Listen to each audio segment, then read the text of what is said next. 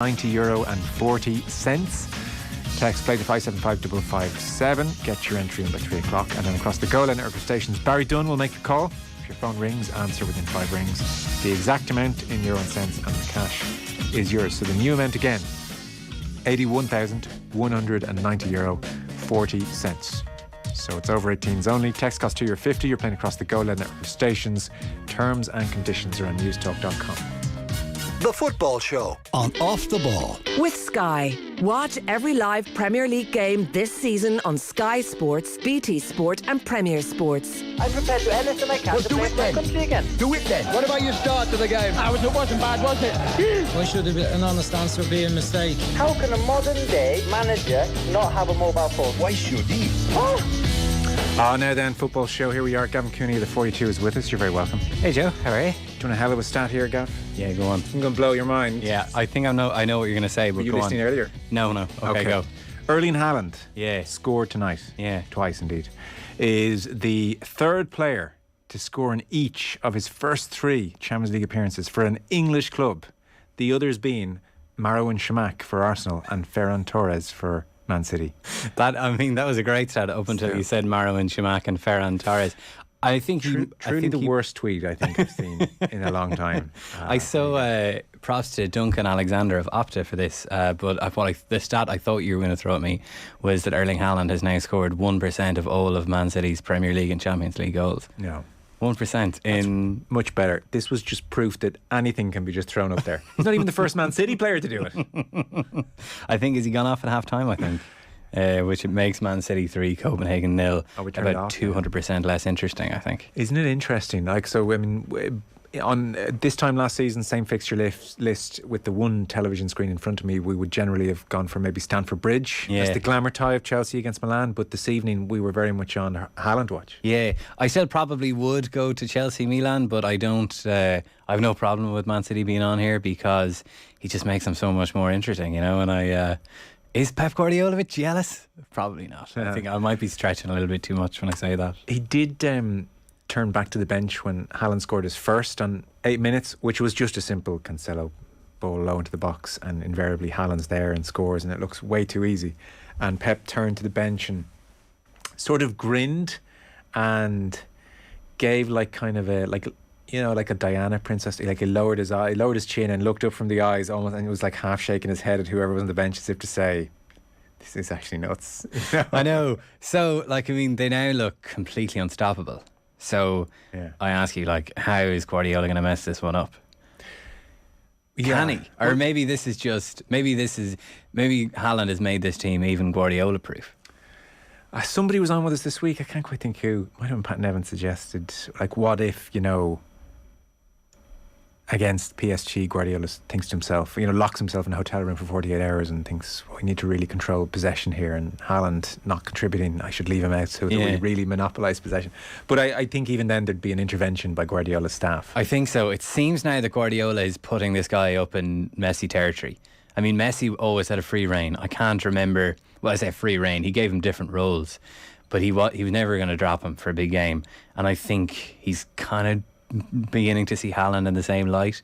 I think, did he say something this week like he doesn't compare to anyone, even Messi at his age? Messi took a little bit longer to start finding hitting the net on a regular basis, whereas Haaland is just made by some lathe in Norway and created to score goals. Speaking of Messi, you were talking about Messi outside, weren't you? Was I? Well, I think you were, because I walked by you and Arthur O'Dea at one stage. Yeah. And you were deep into this conversation, which just based on one snippet I guessed was about Messi's standing in the game as all-time greatest player. And you were in the process of saying, yeah, but if Higuain had taken that chance in the World Cup final, and then I was gone around the corner. Yeah. I was like, they're going deep on this one. Yeah, no, I mean, my point was you can't make international success like a necessary validation of a great career just because great players have less control over. Obviously, they can only play for their own country, or in a couple of instances maybe Ireland and England. But you can't say that Messi. And I think generally, I think we've moved on. Maybe Arthur here is maybe stuck in the past a little bit when he's making these arguments. But I think we've moved on from saying, Messi, all he needs to do to eclipse Maradona as the best player ever is to win the World Cup. Which, look, I'd love if Argentina won this World Cup. I'd love it. I'd love to see Messi win it. It's a real romantic story. Go to the land of his paymashes in Qatar and win the World Cup. It's real. It's great for holidays. It's real sentimental stuff. But yeah, I think that he is, regardless of what you say, I think he is the best ever. Well, regardless, it just struck me as very sweet to see you two great football men catching up and having this debate on a Wednesday evening in the office. It began in some bizarre argument about is Cafu better than Alexander-Arnold? Or I think Arthur's point was just like, God, Alexander-Arnold could end up being as good as Cafu here. So said Gary Neville just the other evening. Speaking of then, Liverpool 2, Rangers 0 last night. So Mo Salah scored a penalty, but more pertinently, Alexander-Arnold scored that free kick. It's quite striking. I glanced at all the back pages this morning, and the Telegraph, the Sun, all went with a big picture of Alexander-Arnold and Are You Watching Gareth? The Times had This Is What You're Missing England. So Alexander-Arnold's place in the game, it's been scrutinised a lot of late. Gary Neville was brilliant on Monday night. And Gary Neville was so much better. That framing of it, Are You Watching Gareth? That's stupid. It's not really Gary Neville's. Everyone knows he can do the free kick thing. I know. Southgate isn't not picking him because he scores free kicks. James Maddison is also being left out and he scores free kicks as well. Yeah. But it's because he's just not a great defender. And I know Klopp says that, we don't have an Alexander-Arnold problem. It's the system. It's how we ask him, we push him on. And that's definitely part of it. But he's not as good defensively as Reece James or Kyle Walker or Kieran Trippier or this embarrassment of riches that England have at right back. And, Klopp picked a different formation on Tuesday night. So Jordan Henderson could sit. BT, I know we'll get to Gary Neville in a minute, but BT and Rio Ferdinand did a good bit in the highlights programme where they just showed Jordan Henderson would sit in midfield, and whenever Alexander-Arnold went forward, he just shuffled across and covered that space. And as soon as Henderson went off, in the second half, all of a sudden Rangers started getting into that side. They had that one chance where Tsimikas managed to clear off the line and not score an OG, and that was down that side after Henderson went off. So yeah, go on. What was the Liverpool formation? It looked a kind of a 4-2-3-1, maybe. Perfect. With Darwin Nunez leading the line, Jota behind him, and Salah to the right, and who am I missing? Diaz to the left. Because I saw it described as a 4-4-2, which didn't seem right, but 4-2-3-1. It didn't quite seem right, although maybe out of possession, Salah seemed to spend a lot of the game in midfield. He seems to have been repurposed as the chief creator if they're going to be a little bit more conservative in their outlook. So I hope that Salah's new contract isn't too incentivised toward goal bonuses, because he seems to be spending a lot more of the game deep in the middle third. Quite an interesting week for Alexander-Arnold. Trent. Yeah. So Klopp made, I thought, initially when you listen to it, incredibly convincing defence of Trent, and his starting position is high and we ask him to do different things, and of course he's caught out with the ball into the area, and people say, well, why isn't he there? It's because I'm not asking him to be there. And you thought, well, that all really does ring true, to be fair. And he did, to be fair to Klopp, acknowledge, yes, there have been some mistakes as well, but it was a good defence of Trent Alexander-Arnold. And then on Monday night, Gary Neville, who was just so brilliant in these instances, really is the pundit of his generation, and maybe several others as well. And he had said on his podcast on the Sunday he was going to do Trent. I mean to do this for a long time. It's been a long time coming, and I always wanted to get this off my chest.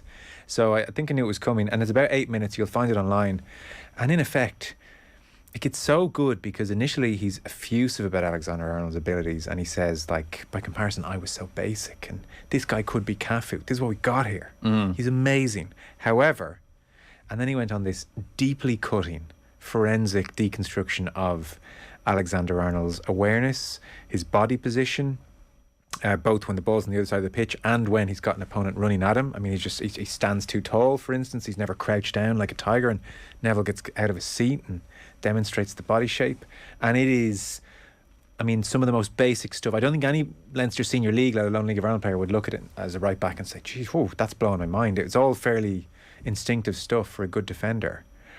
And it was so constructive as well. Neville put up a 4-point power, it was typed up and ready to go presentation of, if Trent can just improve these 4 things over the next couple of months, basically he's going to be maybe the greatest right back this country has ever produced, and maybe even missing the World Cup will give him time to do that, and it could be the greatest thing that happened in his career. Thank you very much. Yeah. It was just phenomenal. It was brilliant. Constructive is a really good word to use. I mean, it's fair. He did the slight Dunphy thing of, look, I was never this good, you know, so it was never kind of a talking down thing. But it did seem to come from a genuinely good place. And like a lot of football punditry is kind of ruined by the fact that the pundits know that the players are watching. A lot of the Ronaldo, my opinion is a lot of the Ronaldo comment is ruined by the fact that they know Ronaldo's watching. I mean, isn't there a story of him texting Owen Hargreaves or something after some session praising Messi? But they're watching it and they're like, okay, our opinion is valid and we're going to express it, but we don't want to be unfair to you. Like we're not going to go studs in just for the sake of it. We're not going to Conte on Doherty you on a topic that we'll probably get to later on. And it's just really good, you know. It was just like, okay, that's what's wrong, you know. You look Alexander-Arnold and like me with my average eyes be like, something doesn't look right there, but can't really figure out what it is. And then you realise that that's it. And Neville and Carragher are in, I'm sure you're the same, like there are a few writers and pundits you will tune in to see what's their take on that, what's their opinion on that. And then there are fewer still who will tune in and say, what can I learn from that?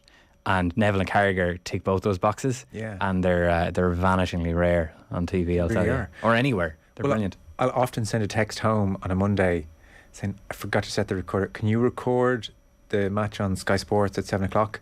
Feel free to hit stop if you want to save storage space at around 8. Yeah. I just need the first hour. Oh, I mean, honestly, the match usually gets in the way. Yeah. They've had a few classic matches on a Monday night.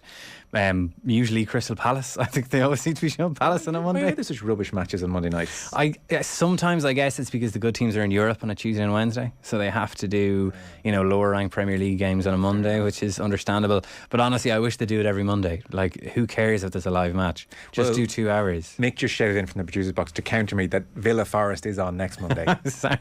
No, there are some gems in there. I can't imagine anyone who would enjoy watching that game less than Mick, I have to say. Do you know the way they do, and I love the democracy of it as well, like Carragher and Neville on the day will sometimes say, do you want us to talk about Man United, vote for that, or Trent? They should have an option, a third option. Will we show the match? Or will we do another hour? Because they do occasionally tease like what's coming up, and then you realise when they do some really interesting segment and they run over time, you realise they didn't get to that. You're like, at least, you know, hang around in studio for 15 minutes, lads, and put it up on Twitter, you know. So it's really good. Like, I mean, I've heard Carragher talk about it in the past. Like, it is a labour of love. Like, it's something they take a lot of pride in. They see it as like, this is the flagship show. Now, how anything that was originally helmed by Keys and Gray has retained a status as flagship show kind of amazes me. But nonetheless, it has, and it does. And it's really good. And it's like, another reason it's so good, I think, is because it has a desk. Like, my take on football punditry is that if shows have a desk, I always feel that they've been better. I just feel like the pundits are a little bit. Look, you are far more in a better position to give your opinions on this. Yeah. But like, I just feel like pundits are a little bit more comfortable in expressing themselves. They're just more comfortable in their own bodies. Paymasters here, but I do miss the desk. See, it went as a result of COVID. Really? Well, because we all had to sit so much further away from each other. Okay. There was no desk on earth big enough to go all the way around. And you get Putin's massive desk, I suppose. Exactly. So it hasn't quite made a comeback, but there is a certain, like a psychological security in having just a desk. I think so. Somewhere to put your hands, block off the whole crotch area, all of that kind of stuff. You know, it's just a better vibe. There are obviously other reasons behind Monday Night Football's great successes, but starting point. It begins with the desk. No, totally. It did. I mean, when Neville did that compilation, because in my mind's eye, so for instance, where he talks about Alexander-Arnold, who just kind of runs out standing far too tall, for instance, against an opponent, there are definitely times, and you can imagine it if you think your memory bank, where Alexander-Arnold, to be fair, is crouched and is in a standing, more aggressive position. But Neville, to be fair, illustrated times where he wasn't. But a lot of it really was surprisingly basic. Yeah. And you would think, as he said, whatever about his age, 250 games into this career, it's kind of surprising that some of this stuff is persisting. And maybe it's because Liverpool have been so dominant that he hasn't had to hone his craft in the same way in so many games. Possibly. He did come through as a midfielder, I think. I think he was a midfielder in the youth teams, which is maybe feeds into it. Now, I was praising Neville for not, saying it's not coming from an unfair place or a place of bad faith and it being constructive. He was a little bit easy on him a couple of times. Like that clip that clip gets uglier every time you see it from the Manchester United game. The first goal, obviously, all the focus afterwards was on James Milner and Virgil van Dijk's tête-à-tête. It's just so lazy. So lazy. There is a Like, lethargy. The Napoli one kills me as well. Shocker, like, just, you know. He's like, I'm out of the game here. And I think maybe part of it comes from the fact that he knows he'll be in the team regardless. Like, they've got no other right backs. Joe Gomez plays here sometimes. He's not panicked or alive or like, oh my God, no, they're going to score. I need to do everything I can to stop them. It's odd. Yeah, and look, other players have been, you know, I can't, maybe Berbatov isn't a good example, but players who've like quite casual body language, like they're actually probably working a lot harder than their body language would betray. Yeah. But like, I mean, there were times in that compilation where you're like, I like all these basic things are really interesting, but also like if he just tried harder, you know. And I think that's the big question over Liverpool more generally. Like, are they just switched off? Are they not? Are they deciding not to run and sprint and close down? Yeah. Or are they just not able to anymore? It is such an interesting question. I'm glancing at the TV because 56 minutes on the clock. Chelsea Milan 2-0 Chelsea. Graham Potter in black suit jacket. Wow. Black polo neck number. Yeah. Very fashionable. Did he wear that at Brighton? I can't think so. I mean, I'm going to say he's his dressing up game. for the occasion, but I didn't see Brighton often enough. There we So go. maybe he did. It's Aubameyang with the goal. Haven't seen it yet. Initially, there's a cross from the left-hand side, which is too deep and goes all the way over to Reece James, and he slings it in, and it's a volley from Aubameyang. So 2-0 Chelsea is where we are. Fofana with the first goal for Chelsea this evening. Word on Liverpool generally then last night. What can you take away from their win against Rangers? They're a bit better. Darwin Nunez is probably his best game. Not to damn him with faint praise, but it probably was. He had, I think he had 6 shots without scoring. He looked pretty good. Like 85 million, you'd hope so. You have to hope so, yeah. I mean, no one is more aware of that price tag, I think, at the moment than Darwin Nunez. His confidence seems very, very fragile and He frail. did say as much afterwards that the settling in period's been difficult, and one thing which jumped out as being genuinely tricky, I suppose, for somebody in his position was the language barrier. So in effect he was saying that I have to calm my nerves during the games, I have to talk less, and then he said of his relationship with Klopp, we don't talk much, I don't know English, he doesn't know Spanish. So that's not a great start. And he said that translators sit with him when Klopp is speaking to the group. They sit next to me and explain what I have to do. If they didn't explain it to me, I'd enter the field with no idea what to do. Yeah. So, that's... Translators would want to step up their game sometimes, judging on some of the performances. But it must be hard to feel very central to... I think so. proceedings. And especially with, Klopp's communication skills seem to be one of the things that really sets him apart, Yeah. And maybe the hugs, maybe that's just enough to communicate warmth and connection with him.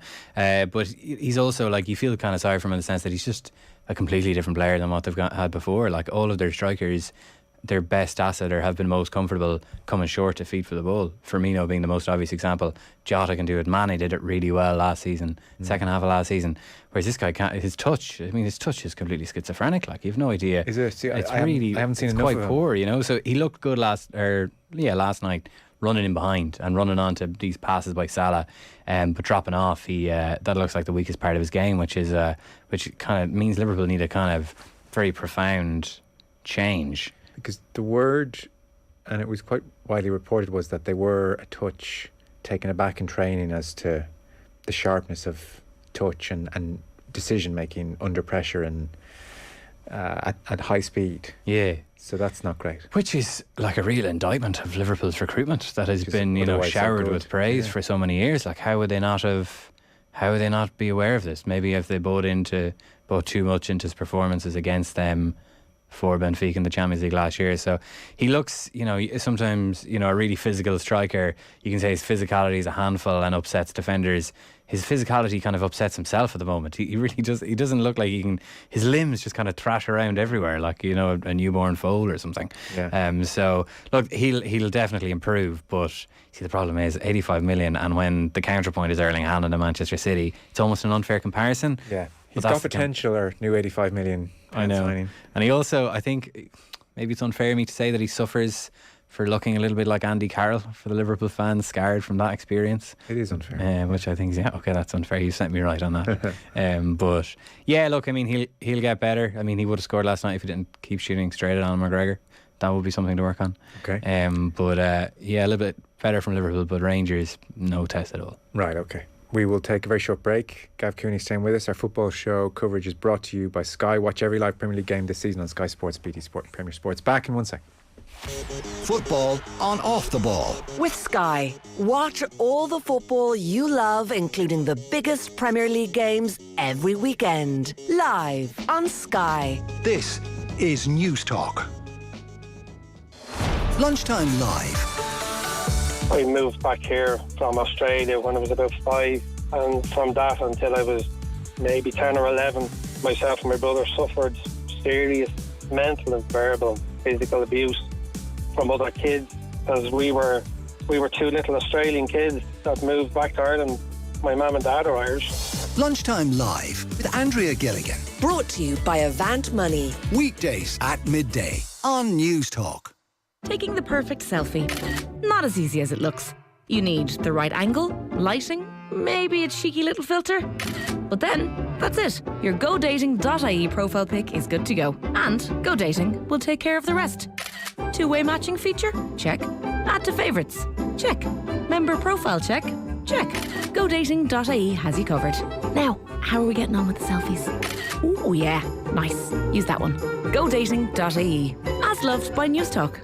Harvey Norman is your home of energy-efficient appliances, like the Whirlpool 11kg washing machine with Fresh Care that keeps laundry fresh even after the cycle has ended. Now $799 save €100. Or the Whirlpool 10kg washing machine with Zen technology for supremely silent washers, just $999. Pair with the energy-saving Whirlpool 9kg heat pump dryer for ideal results and reduced energy consumption, just $899. And all machines include a 5-year warranty. Harvey Norman, your home of energy-efficient appliances.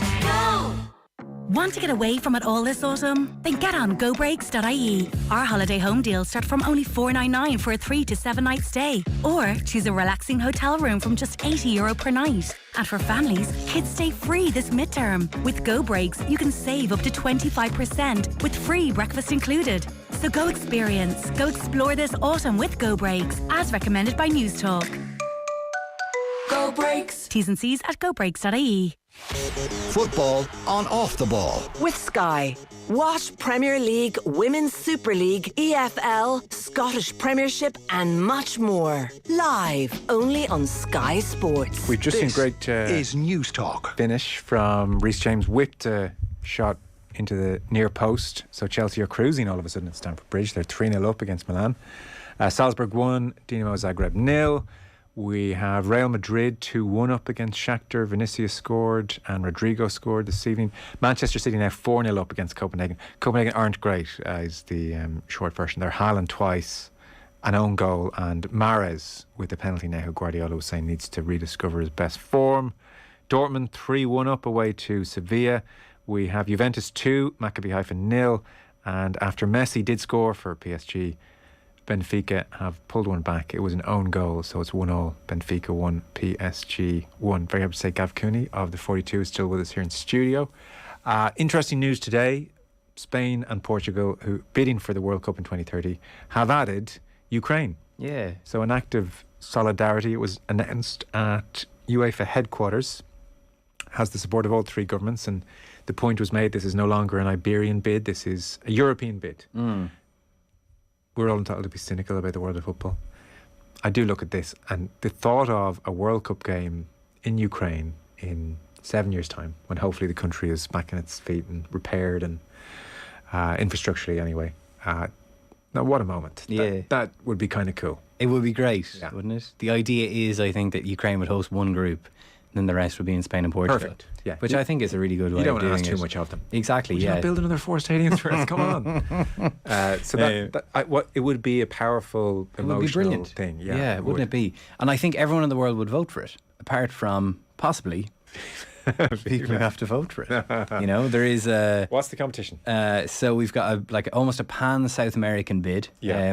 Obviously, Uruguay hosted the first World Cup. This is the centenary of this will be the centenary of it. Okay, So that has a obviously certain appeal. Uruguay, obviously Qatar can host this World Cup, but Uruguay isn't big enough to hold the 2030 World Cup. So they've joined up with Argentina, Paraguay, Chile. And then, but the word is that also going to enter the fray are Egypt, Greece and Saudi Arabia. I need to relook at a map, but that doesn't feel like... That's one bid, by the way, if you're listening. It's the collaboration, long tried, tested and enjoyed by all. Egypt, Greece and Saudi Arabia, 3 countries that roll off the tongue. I know. This is one of the problems with the expansion of the World Cup to 48 teams. Like, I love the World Cup because it was so identifiable with one place. Yeah. Now, traditionally, FIFA brought it to the wrong place, but at least it gave it a kind of a certain character Big time. of its own.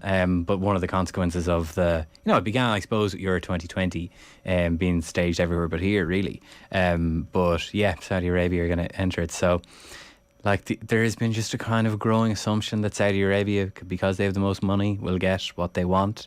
Yeah. So, I mean, Spain and Portugal's inclusion of Ukraine in this bid means that we are potentially looking at a scenario where FIFA have to decide whether to pick Ukraine or Saudi Arabia to host the 2030 World Cup. Right. Are you 100% sure they won't pick? Like, I don't think I've ever seen a moral test which FIFA have yet to fail. Like, they usually deliver on these things. So we'll have to wait and see. Obviously, I don't think there's any official confirmation yet of the Saudi bid. But obviously, Ireland and the UK, this was the World Cup that we were exploring potentially hosting, but we got out of it mainly because I think we realised we weren't going to win and pivoted to the Euros in 2028. I think we were probably right to get out of it. I wouldn't fancy our chances among the current field. Like, obviously, that South American bid is a compelling reason of its own, just to bring it back. Great place to go to. They're great countries. Oh, I mean, like, as a journalist who may be travelling, I'd absolutely support it. But I would like Spain, Portugal and Ukraine, I think, would be my pick now, I have to say. But Yeah. So, Antonio, I'm not stupid Conte. Quite interesting. And I get, I'm conscious we are talking about somebody speaking in his second language, but nonetheless, the comments are fairly strident. Emerson Royal suspended after his red card against Arsenal, and so the question initially started more so about Jed Spence, their signing from Middlesbrough over the summer, but Matt Doherty included. So fans want to see more of those players. Again, it was more put to him about Spence, and in the absence of Emerson Royal now, we're going to see them, or certainly one of them. So what Conte said about are we going to see more of the new signing Spence? The fans have to be fans. I understand they can think everything, but I see every day what happens during a training session. I try to do the best for the team. If they trust me, then they trust me, but the choices are mine. If I didn't decide to pick one player, it's maybe because he's not ready. We are talking about a young player with a good prospect, but I repeat, I try to pick the best team. So it's pretty clear what we're saying about Spence there. He's young, he's not quite ready. Also, Doherty, who suddenly looked over and said, "Oh, you're now talking about me?" Doherty last season played every game. Now I am not seeing him in the right way to start the game. I'm not stupid. I don't want to lose. I tried to put the best team to pick the best team. So seeing it like that seems very, very cruel and unfair. I think even I'm looking at it through my green tinted glasses, admittedly, but it does seem a bit gratuitous on Conte's part. Like, Doherty was flying in the Spurs team, was injured at the start of April against Villa. I think that injury carried into his pre-season, so that was curtailed a bit. But he did press when he was with the Irish team a couple of weeks ago and said, "I'm fit now." He had been feeling fully fit in training for a couple of weeks prior to that, and the plan was that go away with Ireland, play 2 games, and then he'd be back in the mix for me at Tottenham. He played 2 games for Ireland, but evidently, if that was the bargain, Conte hasn't held up his end of it. Well, he may have been entitled to say, "I saw you're defending there against Armenia." Yeah. Look, I mean, the cross against Scotland, like, he should have stopped that. Sorry, so Scotland, I meant. Yeah, so it was not going to put Armenia. That was poor from Doherty, but it still seems.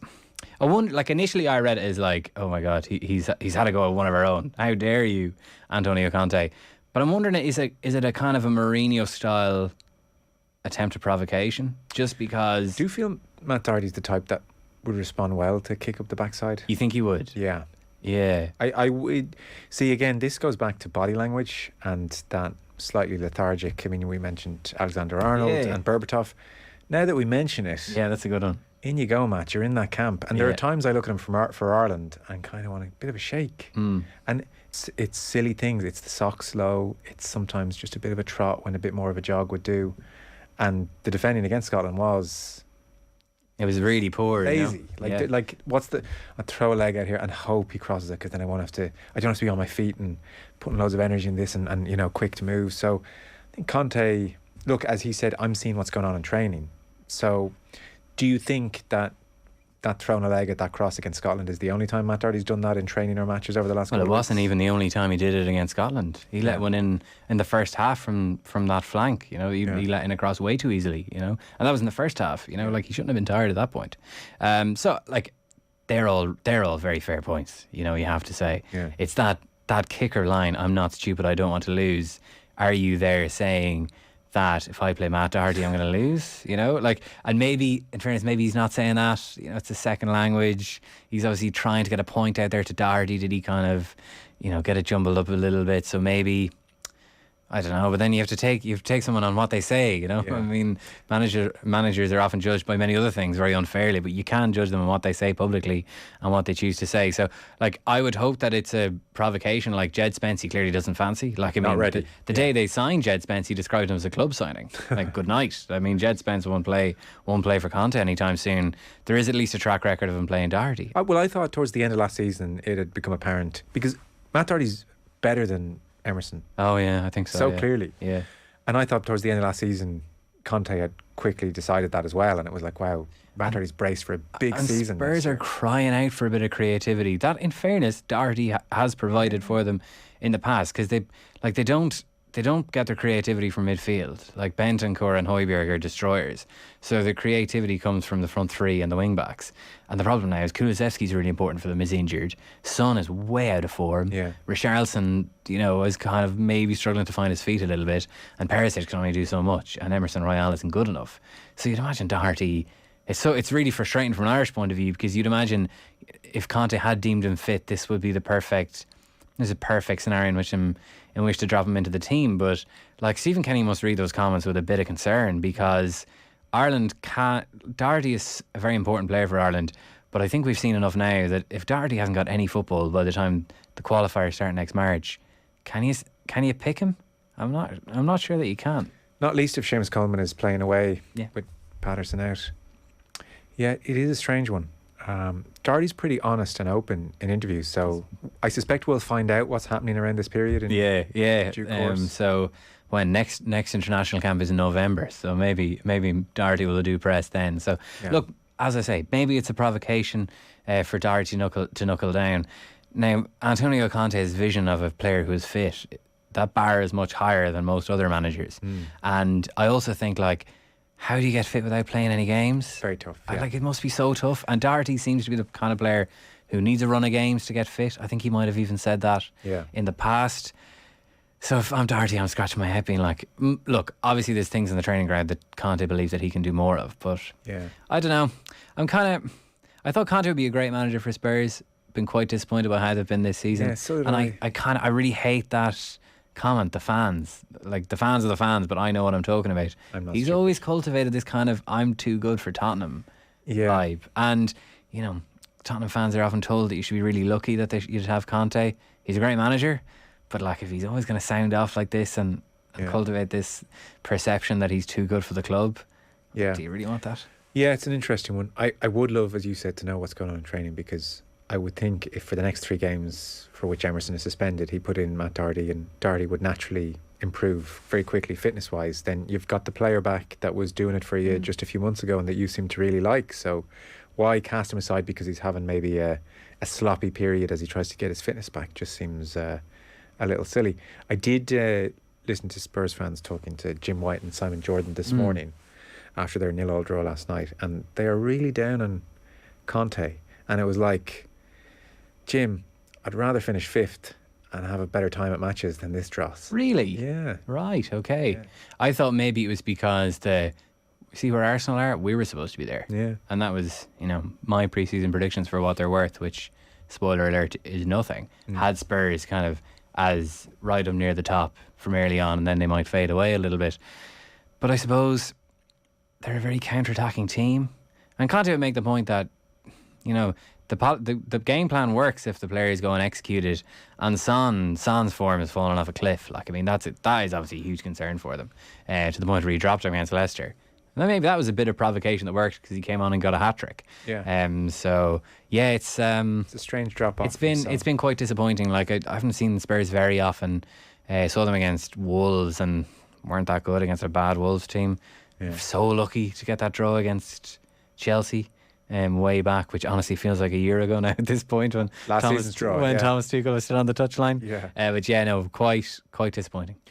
The Bohemian situation I want to just ask you about. So the search to replace Keith Long is underway, and Richard Dunn was very much linked with it, and now he seems to have dropped out of the process, and Alan Reynolds, the Derry City number 2, has turned down the job. So why are various parties walking away? Do we know, or do we think? Don't really know, to be honest. I mean, the interviews have been done. Richard Dunn did an interview. He may even have done a second interview for the job, so he's definitely in the running for it.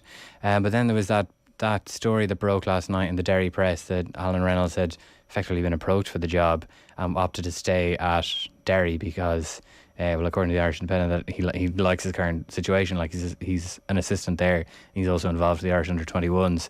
Now, I'm not fully sure on the timeline of that, but like, if they're doing interviews and then approaching someone else, that would suggest that they're not exactly blown away by the candidates who had applied. Yeah. So it remains to be seen. I mean, I thought that there will be white smoke on this at the start of this week. Evidently it's dragging on. Richard Dunn has dropped out. I know Vinnie Perth had been mentioned for the role. He obviously has a good track record somewhat good track record with Dundalk in the league previously. I know there's a guy called, Sean O'Shea, who is kind of an interesting globe-trotting career, had worked at AIK in Sweden, and I'd heard something that Sean St. Ledger might be involved in that. Obviously St. Ledger played for Ireland, has a good gig at the FAI now at the moment, so I'm not sure whether he could combine it or whether he would leave it. I suppose Reynolds shows that he can combine it, so yeah, I'm surprised. Obviously they'd invited applications for it, lots of interest in it, as you would imagine. But you wonder what's happening after the initial interest to prompt the walkaways. Yeah, you would. And Hipster's Choice Bohemians, an enticing prospect, no? I mean, I think like the Bowes job would be great, and it's a really interesting job for Richard Dunn, or, you know, we've seen Duffer go to the League of Ireland. Be a really interesting job for Dunn, or Robbie Keane, to be quite honest with you, who's been linked with Hull today. Yeah. So I think like it'd be an unbelievable job for anyone. Like, but obviously, you know, Bowes will always be somewhat held back by their. Held back is maybe an unfair thing to say, but just in terms of financial weight against the very top teams like Rovers and Derry, just because they've got no private investment, that they're a members-owned club, and there's lots of benefits to that. Absolutely are. But I don't think that would be a reason for. That means that maybe they can't go out and get the top tier manager that might come to the League of Ireland. But at the same time, I don't think people should be not applying for that, not looking for that job. Florentino Perez caught your eye over the weekend. Oh my God, old man yells at cloud. Like, this is still going on. Football is still sick. Yeah. You know? Florentino Perez's diagnosis of things, just he still wants a Super League, you know. I mean, so he's talking to Real Madrid members saying football is still profoundly sick. Don't allow our incredible, enthralling and ultimately successful run to the Champions League cloud your judgment here. Yeah. Basically, we're not making enough money out of this thing, is what he's saying, and we need the Super League. So that court case has been heard at the European Court of Justice. The three vestigial backers for this in Madrid, Barcelona and Juventus. I don't know, I did a piece on it a few weeks ago, and I think they might have a decent chance of winning, you know. He was making the point that, and it did, I was like, can that be true? That Liverpool and Real Madrid had played each other once in 67 years. Once? Yeah. No, that can't be right. I mean, they keep knocking out Klopp's Liverpool, so they met in 2 finals, and in the COVID season as well. Look, he claimed that, so just go with it. Could he have meant the group stages? I don't know.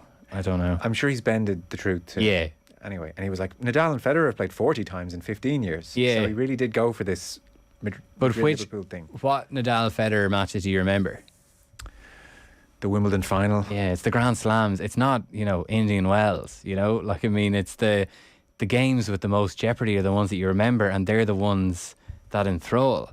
And these guys have got a completely arseways because they want the big teams to play more often, but they want to play in low stakes games, you know, when the complete misconception is like, I want to see Barcelona Bayern Munich every week. Yes. Only if it's a knockout tie. Like, I've seen Barcelona and Bayern Munich play in the group stages loads of times. You know, and they're in a group together again this time. Now I'll tune in this year because it looks like Barcelona are getting eliminated. Yeah. And they're in a group of death with Inter Milan.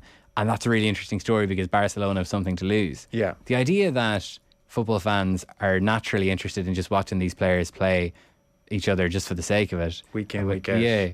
No, it's I mean, scarcity and it's rarity. You think so, yeah? Yeah. By the way, he said 9 times in 6 9 times, okay. So I misquoted him. Yeah. I was confusing it with Rangers and Liverpool, who had only played each other. Had never met. Never. I didn't realise Last night that. was the Yeah, first. the first competitive meeting. That was yeah. the surprising one. Yeah. Okay, 9 times in 67 years. Fine. That is the interesting question, though, for the Super League. If Real Madrid and Liverpool was on twice a season guaranteed, plus knockout stages or whatever shape this European Super League takes, would it dull it? Or would we become more enthralled with the whole thing? I mean, I don't want to say Perez has a point, but, you know, when you watch Man City play Wolves... Yeah. Does that... I don't know. No, I mean, it doesn't exactly get the juices flowing, you know. Nathan Collins aside, yeah. Like, maybe, but I think it only matters if there's jeopardy. Like, if there's jeopardy in these games, I would absolutely watch like some kind of relegation, for sure. Yeah, I think so, but the problem is that... That defeats the purpose. Yeah, like, they don't want relegation because that means that's jeopardy and they'll lose their money. Like, these guys just want more money and more control of the money, you know? Like, I mean, and this is... You know, Florentino Perez is used to being the big dog in Europe, and all of a sudden, hang on, the Qatari state are here now. UAE are here. Saudi Arabia are here. Yeah. You know, and the English sides are an effective Super League in their own way, and they're making way more money than I am. You know, how can I get in on that? But obviously, they've gone to the European Court of Justice. I don't know. I mean, it's an interesting case in the sense that they're not looking for a thumbs up from a court to say, you know, that terrible format that they had last year with 12 teams designed by Microsoft Paint. Like, I mean, that format is out the window. We just want the right to set up our own competition without sanctions from UEFA and FIFA. And they're citing competition law for that, which would give them a hefty chance. Yeah, I think so. Like, I mean, the UEFA argument against it is using this article that's buried in the Lisbon Treaty saying that sport has a specific nature. Like, sport is special and is separate from other business, which is... I talked to a lawyer about it for a piece, and he was just like, that's soft law versus what's called hard law, which is the competition law, which is obviously easier to argue in court. And it's a court that has gone that way on previous judgments, apparently, by citing competition law. So, honestly, it's wargaming it, and it's a bit of a forecast, but like in 20 years, I think football at European level could look like Formula 1 now, where you've got UEFA, like the FIA, where they're the governing body. So they run the rules, they organise the referees, etc. And then, like, it's a separate company almost, where the clubs are the shareholders. They'll say they take the risk, you know. They don't. They take the money, to be quite honest with you. They technically take the risk, but this thing is a license to print money. And there's just, maybe they'll have a, you know, promotion relegation just to satisfy whatever the European court rules. But then they'll just have, you know, your franchises / football clubs in it every year, competing and globe-trotting around the world. Honestly, I wouldn't be at all surprised if in 30 years football looks like that. To the point that all the top clubs say farewell to the national leagues? I don't know. I mean, maybe they continue to play it in some way, but it would be so devalued. I mean, this is, you know, the national leagues, the title races are usually over fairly early in most of these leagues. Like, we pay our subscriptions to see who gets into the Champions League, ironically enough. Yeah. Like, the race for 4th place in the Premier League this year looks so much more interesting than the title race that Erling Haaland is blowing up in October, you know? So that's the ironic part of it. But look, I mean, maybe I'm a bit doomsday there. And would I watch the F1 version of European football in 30 years? Probably. I probably won't be doing anything better in my life. No, you probably won't.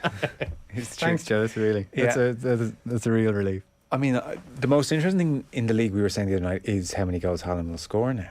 And then I guess 4th spot. But I mean, 4th spot's not that interesting. No, I don't think so. I don't think so. I've lost all graw for a good relegation battle.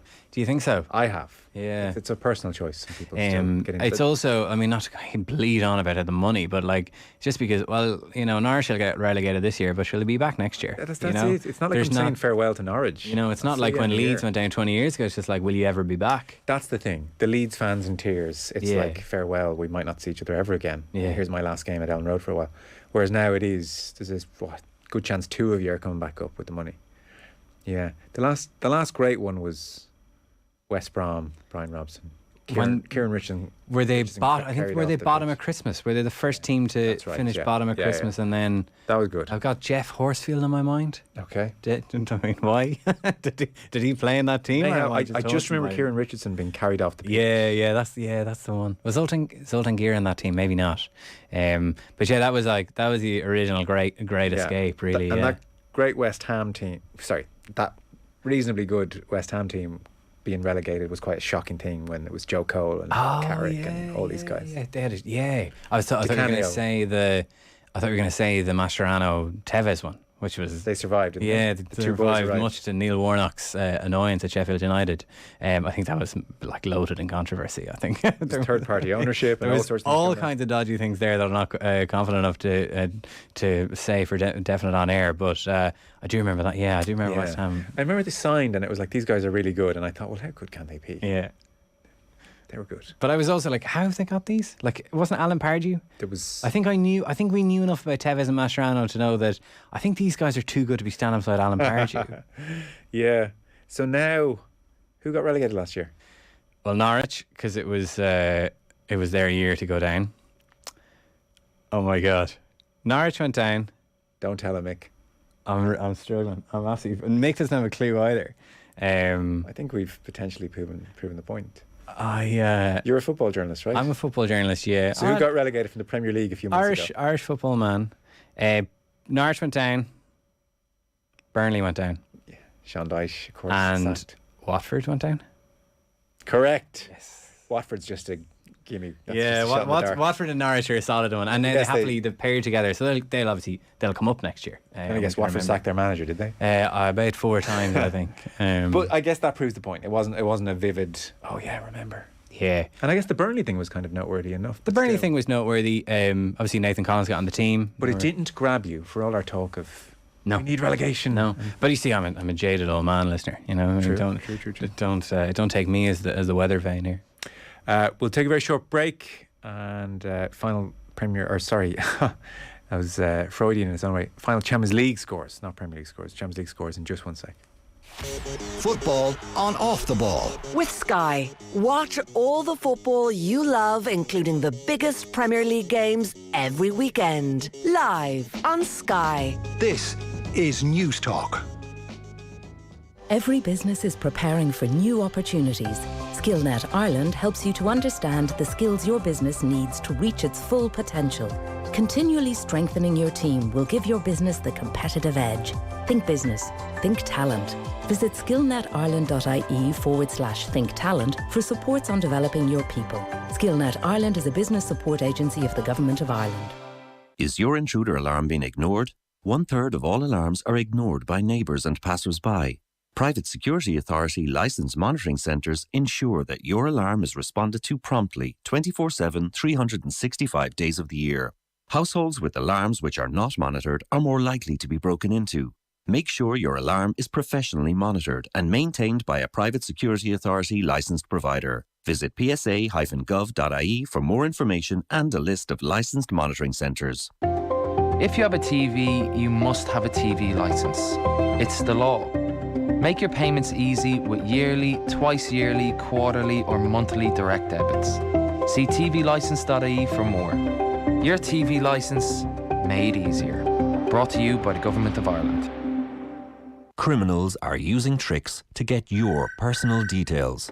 Hello? Hello, we are calling to inform you that your bill is overdue. Please confirm your PPS number, name and address now. Be alert, don't respond, and never give out sensitive information by call, text, or email. A message brought to you by the Government of Ireland. You can rely on a Giga home. You can Giga stream all Giga weekend. You can feel Giga safe as your kids hop online to have Giga fun, and you can Giga boogie in your Giga basement. Vodafone Giga Home combines super Wi-Fi, always connected, and secure net for a broadband connection you can always rely on. So get on the Giga train. Search Vodafone Giga Home to find out more. Vodafone, together we can. Subject to location and availability. Giga Home is subject to subscription. Cancel any time. Eligibility limitations and terms apply. See Vodafone.ie. Football on Off the Ball. With Sky. Watch Premier League, Women's Super League, EFL, Scottish Premiership and much more. Live only on Sky Sports. This is News Talk.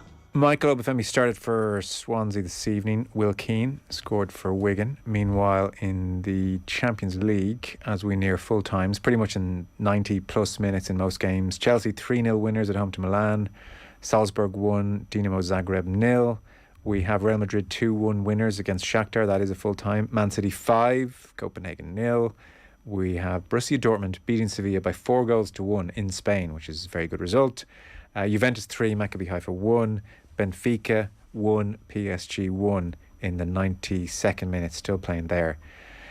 Don't worry, Gavin, says a texter. The World Cup will be in just one place this year, one tiny, tiny place.